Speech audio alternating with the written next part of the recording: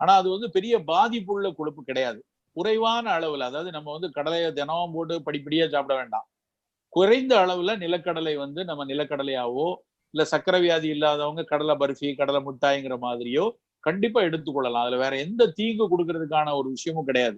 நீங்க வந்து நல்ல அந்த கோவில்பட்டி கடலை மிட்டாய்ன்னு நான் சொல்லுவேன். கோவில்பட்டியில அந்த பாரம்பரியமா செய்யற மாரி அதுல சுக்குத்தூள்லாம் போட்டு, வெல்லம், சுக்குத்தூள் போட்டு பண்ணக்கூடிய இந்த மாதிரி ஆர்கானிக் கடைகள்ல எல்லாம் இப்போ விற்பனை செய்யக்கூடிய சிறு சிறு இந்த குறுந்தொழில்களாக நிறைய பேர் செஞ்சு கொடுக்குறாங்க. அதை வாங்கி பயன்படுத்துங்க.